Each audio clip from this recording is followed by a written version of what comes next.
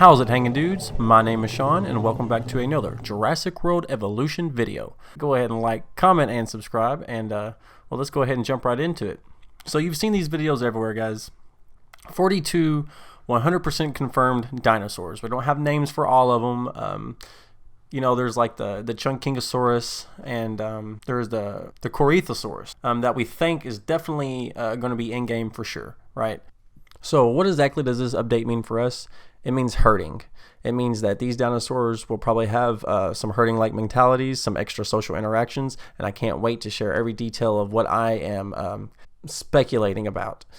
And I think that we have a really good shot of this actually being in-game, and plus you guys have really wanted me to talk about this anyways, and this gives us maybe not a confirmation, but at the very least a well-informed excuse to do so. But what we're going to do is we're going to discuss this sauropod right here. This sauropod a subscriber brought to me, and it's not necessarily named or confirmed in game yet.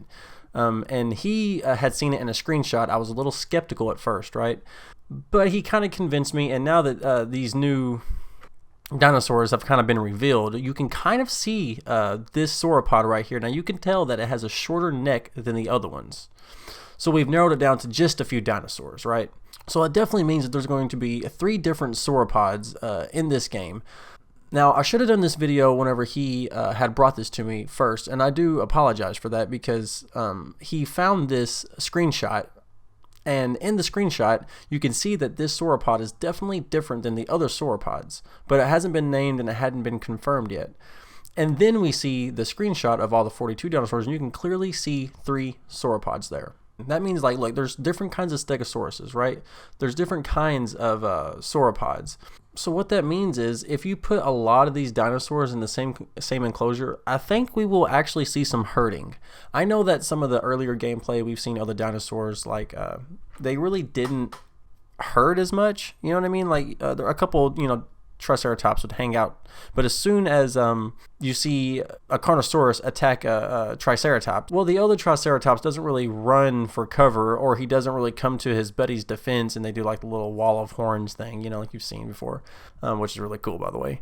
But they don't really do that, you know, like, and the other one's kind of oblivious to the fact that the Carnosaurus was eating him. Now, I think that's also just an early game feature. I think a lot of that stuff will be smoothed out, especially because you have, like, you know, for example, 3 different sauropods.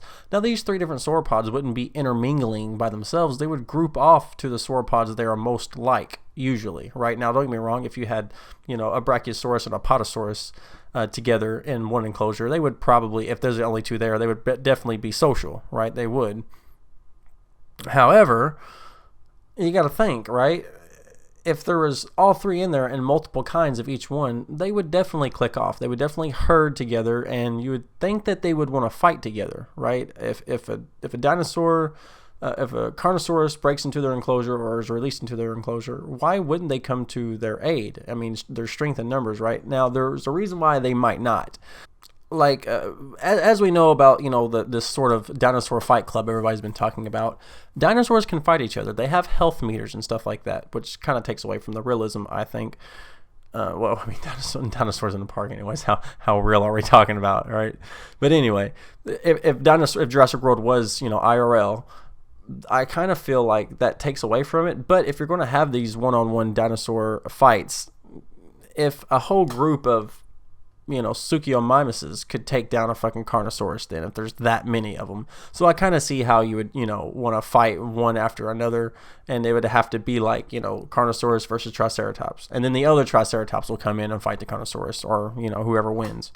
I kind of see that happening more, but if it was IRL or realistic in any way, as soon as one Apatosaurus, as soon as one dinosaur gets attacked, the other ones would naturally flee, and we don't see that just yet.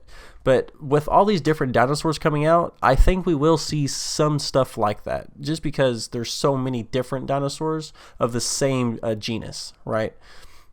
So that means that there should be herding, there should be, you know, clicking off in groups, and if not, well, that would definitely be a detriment to the game, I would think. Okay, guys, so we have 42 dinosaurs confirmed. That's in-game. Not DLC, not mods or anything like that. Of course, they haven't really spoke about mods too much. They said that they're open to the idea, but nothing's concrete yet. So DLC might even branch out further, and it might increase the amount of dinosaurs, upwards to 60 or 70 even as the years go on. They've said they want to make content for this game for years to come, which means that after JW3, Jurassic World 3, whatever the title of that will be after Fallen Kingdom, we're going to see dinosaurs from Fallen Kingdom in the game. We're going to see dinosaurs from JW3 in the game, which means that this game will be out whenever the movie comes out, right? So why wouldn't you get a big JW3 update for the game? Not only would that, bring users back into it years later, but if they feature new dinosaurs that you haven't seen yet, well, they would be able to, make DLC for that. Unless they allow for mods before JW3, and then the modding community is going to go crazy, and you will be able to see so many more mods than what you would ever imagine, and they would definitely beat Frontier to that. I think so. But also, we don't see any sort of flying creatures. We don't see any sort of Marinus reptiles on this list. I wish the guy would have scrolled down just a little bit more. We could have seen a whole lot. But, it is what it is. I'm not super, angry about that. Also, credit to Best in Slot for the screenshot. That's, And also, we even have a little bit of extra audio from Jeff Goldblum, if I'm not mistaken. So we can go ahead and play that real quick. So this is technically huge news for us. There's a lot to cover. So much to cover, I might have to break it up into a couple videos. If you want an in-depth analysis of some of these dinosaurs, you know where to go. So I think if you take just this little bit of new substance that we have, I don't really want to say gameplay because it's the same sort of gameplay that we've seen from all the other YouTubers. It just has a little extra snippet there, right? So it's not necessarily new gameplay. However, we can extrapolate and take bits and pieces of this and kind of cohesively understand that, there's 3 different sauropods here. They should herd with their own kind. It would just make sense. Why else would you have 3 different kinds of each genus, of each species of dinosaur, and not necessarily have them herd off like that? It doesn't really make that much sense in the sense of dinosaurs actually acting like they do in the normal movies and canon, and how we know them to be in the long distant past. We have, I'm sure they had a few paleo experts on their staff, Frontier did, so they have to know some of this stuff, and they're really striving for that extra bit of realism, especially down to the animations. So I have 100% faith that Frontier will definitely interweave some sort of herding mentality, some sort of go a little bit more in depth than what we already know about some of the social interactions between dinosaurs, hierarchies within dinosaurs, alphas and stuff like that, betas. We have stats for dinosaurs, so we can kind of extrapolate which stats are highest amongst which genus of dinosaurs, and that dinosaur would be, the alpha of that particular pack, right?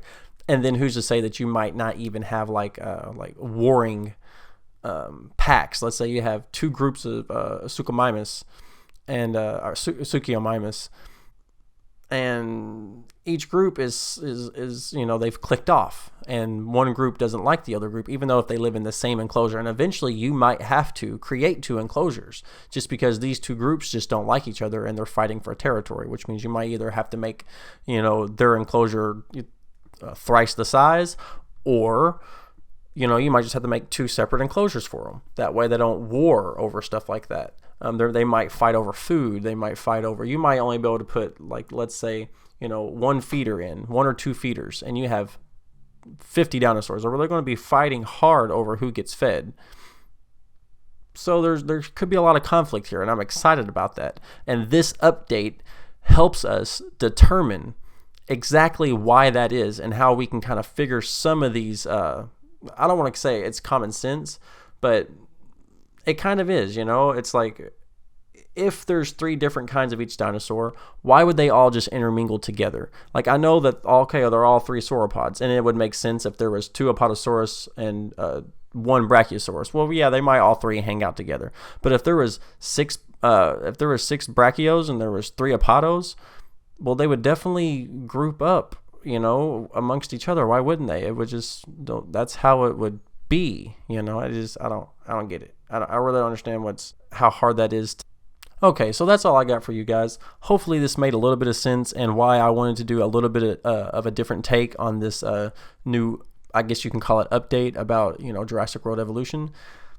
I hope you see where I'm coming from with this. You guys wanted me to talk about herding anyway, and I kind of think that this makes sense in the overall grand scheme of things. But yeah, that's all I got. I hope to see you guys in the comment section below. Do not forget that I am in there every single time after every single video.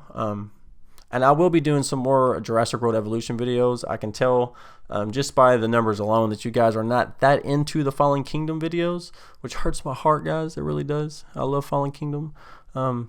And I know the diehard fans, you know, they watch that and they like it and whatnot. But, you know, I really want to do something for everybody. And if not everybody is really that far into it, so I'll make those videos maybe once or twice a month, you know, after the release of the movie and stuff like that. So no big deal, guys. I appreciate you like always, and I'll see you in the next one.